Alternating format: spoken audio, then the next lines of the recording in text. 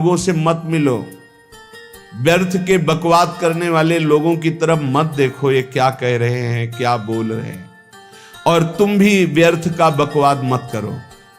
अपने समय को कीमती मान करके निरंतर प्रिया प्रीतम का नाम जप करो, उनके गुण लीला गाओ, उनकी सेवा में रहो।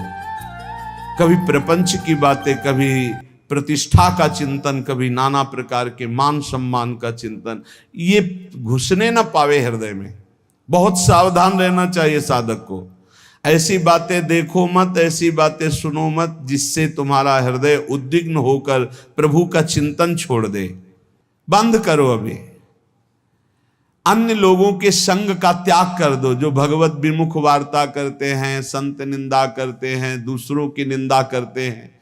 कुछ हाथ नहीं लगता, ये लोग दुर्गति को प्राप्त होने वाले हैं।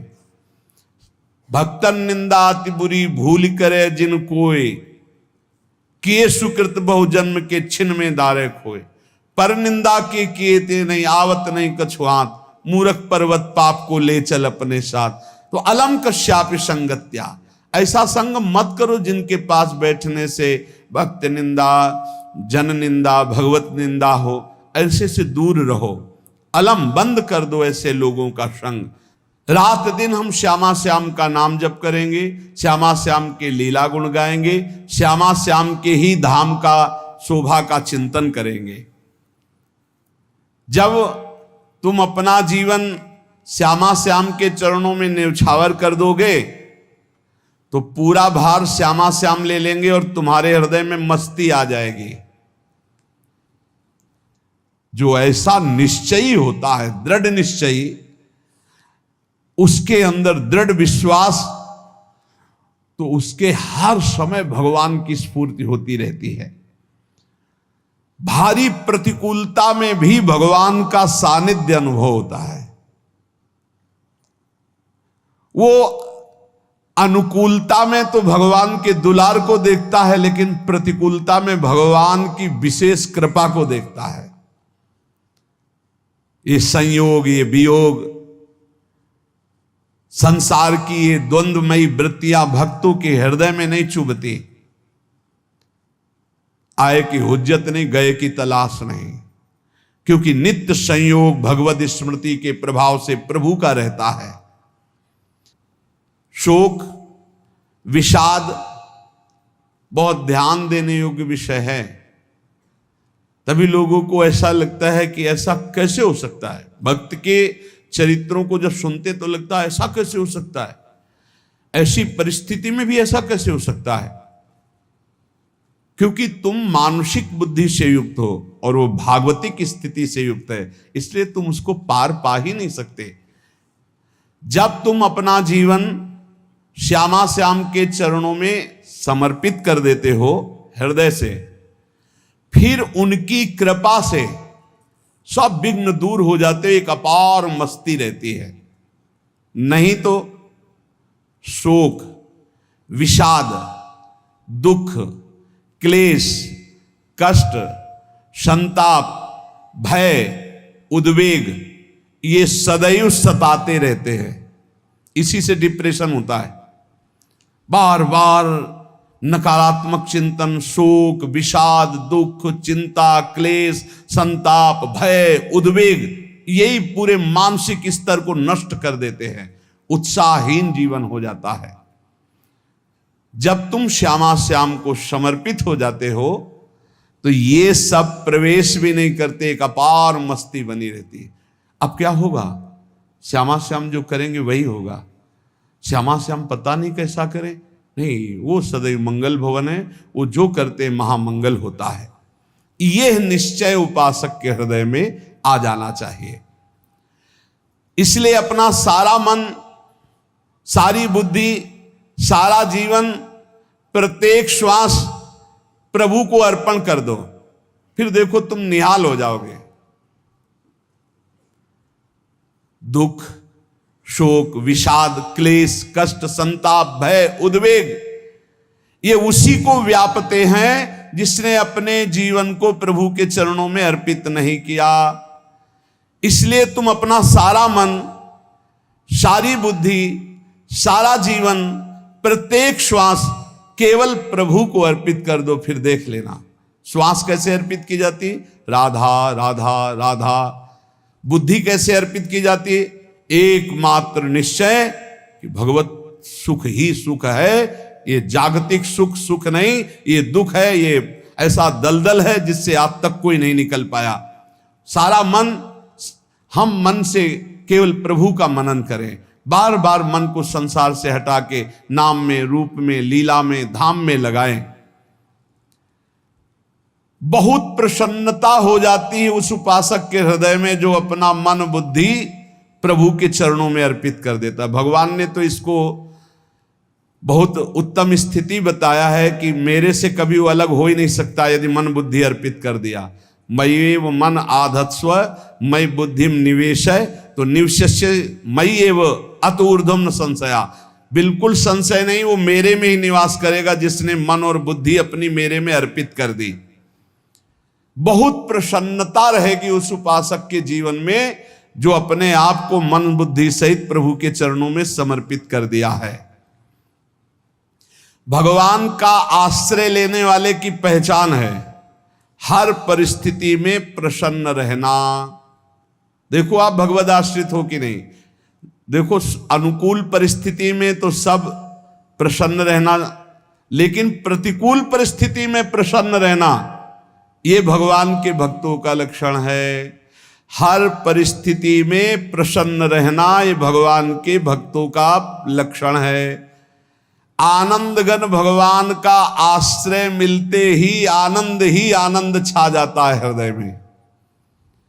उनके पास आनंद का अभाव होता ही नहीं है। जैसे सूर्य का प्रकाश उदय होते ही सूर्य का प्रकाश संपूर्ण अंधकार को नष्ट कर देता है, ऐसे ही भगवान का संपूर्ण आश्रय लेते ही सब दुख चिंता शोक नष्ट हो जाते, आनंद ही आनंद।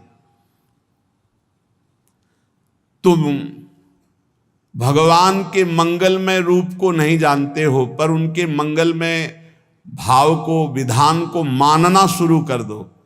जो भी होता है मंगलमय होता है। हमने जीवन में देखा है, अगर इधर कोई बहुत बड़ा सुख दिया तो देर नहीं लगेगी, 24 घंटे नहीं व्यतीत होंगे और ऐसे दुख दे देंगे, जिससे दोनों का समान भाव रख करके ना दुख में तुम भूलो प्रभु को, ना सुख में फूलो, सीधे भगवत मार्ग में चल। पूरे जीवन की बात देखा है। भगवान के मंगल विधान में सदा सर्वदा सुख ही सुख है, इस बात को मान के प्रसन्न हो जाओ।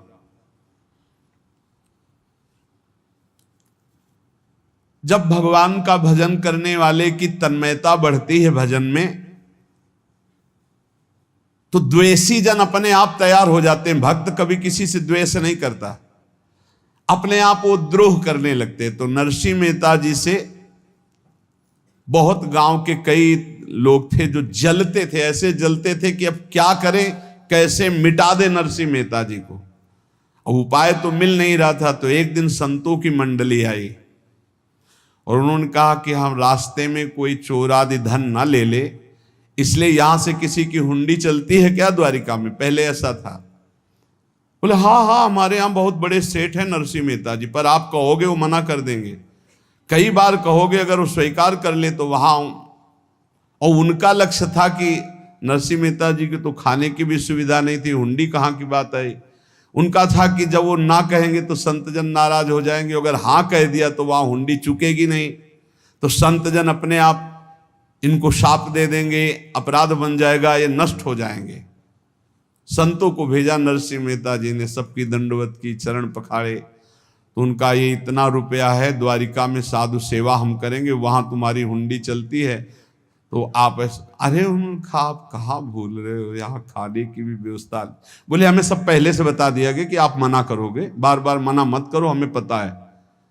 तो उन्होंने ठाकुर जी की तरफ देखा, बोले क्या लीला है प्रभु, संतों से हम क्या कहें, ये ले रुपए। उस समय स्वर्ण की मोहरें चलती थी, बेच के बाजार से खूब उन संतों को पवाया, उन्हीं संतों की सेवा की। और उनका अपने सेठ का नाम तो बताओ जहां हमें जाके हुंडी मिलेगी। सेठ सांवल सा सेठ। संत जन गए वहां, पूछा कि नरसिंह मेहता जी का जिन सेठ से परिचय, उनका नाम सांवल सा सेठ, उनकी गद्दी कहाँ है? तो जो कुछ भक्त थे वो द्वारिकाधीश की तरफ संकेत करते कि वही हैं। बोले नहीं नहीं, वो सेठ है, उनकी गद्दी चलती। पूरी बाजार में कहीं कोई। अब संत जन एकांत में होकर के बहुत विचलित हुए, क्या हमारे साथ धोखा हुआ? नरसिंह मेहता जैसा संत क्या धोखेबाज हो सकता है? देखो, संशय तो बहुत विचित्र होता है। बड़े बड़ों को संशय हो जाता है। जब भगवती सती जी को संशय हो गया, राम जी को, हे खग हे मृग हे मधुकर श्रेणी, ऐसा पूछते हुए कि सच्चिदानंद कैसे हो सकते, तो किसी को हो सकता है, क्योंकि वो बुद्धि की अधिष्ठात्री देवी है। जो ही उनके मन में ऐसा आया कि क्या हमारे साथ धोखा हो रहा है, इतने में ही देखा जय हो सांवल सा सेठ की। वो कहा सांवल सा सेठ? तो देखा बढ़िया मुनीम जी उनके साथ, तो सेठ बस्ता लिए हुए मुनीम जी, सरकार इधर से चलो। तो उनका सांवल सा सेठ आपका नाम है? संतों ने कहा। बोले हाँ। बोले नरसिंह जी? हाँ। बोले आपकी हुंडी आ गई है। हुंडी एक कागज में लिखा कि ये हमारे सेठ जी को दे देना। वैसे लोग मुझे माखन चोर कहते, कोई कुछ कहता, लेकिन आपने सेठ बना दिया। जब आपने सेठ बना ही दिया तो आप कभी परवाह मत करना तुम। और ये सेवक आपकी सेवा में सदैव तत्पर है। भगवान ने ऐसा लिखा। जो भगवद आश्रित है, एक बार ये चलता रहता है, जो संत जन होते हैं उनके विरोधी अपने आप बन जाते हैं। किसी से कोई मतलब नहीं, अपने आप विरोधी बन जाते हैं। कबीरदास जी का पूरी काशी में यश था। भजन करने वाले महापुरुषों का यश बढ़ता है जब, तो जो भजनहीन होते हैं उनके हृदय में जलन पैदा हो जाती है और वो उनको विविध प्रकार से फंसाना चाहते हैं, उनको कष्ट देना चाहते हैं। तो कबीरदास जी के यश को धूमिल करने के लिए कुछ ब्राह्मणों ने एक रचना रची। मुड़ मुड़ा के कबीरदास जी के शिष्य बन करके पूरी काशी के सब आश्रमों में निमंत्रण दे आए। कल भंडारा है, संत सेवा है, सबने स्वीकार किया। कबीरदास जी अपनी दिनचर्या करके निकले तो संत मंडली आने लगी। बोले कै बजे सेवा है? साधु सेवा। बोले कौन सी साधु सेवा?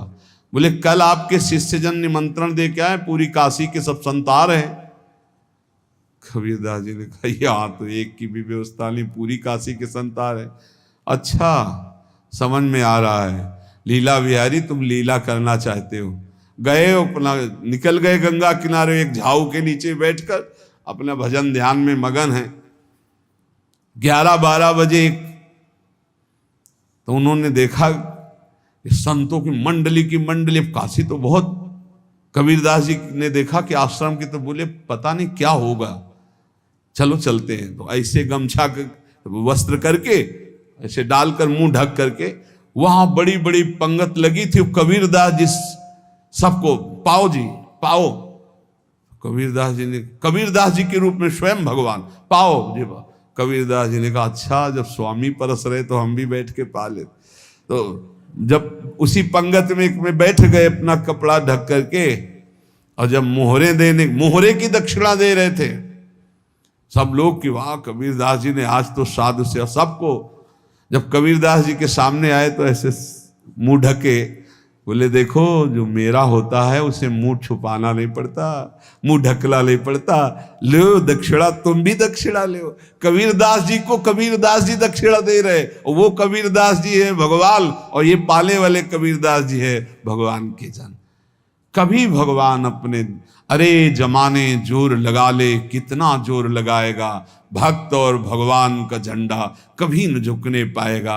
बिल्कुल चिंता, शोक, भय, उद्वेग रहित जीवन भगवद आश्रित। तुम भगवान के मंगल विधान में सदा सर्वदा प्रसन्न रहो। अब ये विचार कर लो कि भगवान जो करेंगे तुम्हारा मंगल करेंगे। अब थोड़ा ऐसा बीच में लगता है कि अमंगल हो रहा है क्या, लेकिन पक्का समझो बहुत बड़ा मंगल उनका विधान होता है। बहुत ही उत्तम मंगल होता है भगवान के शरणागत का। भगवान हमारे विचारों वाले नहीं हैं, हमारे विचार प्राकृतिक है, भगवान के विचार चिदानंदमय हैं।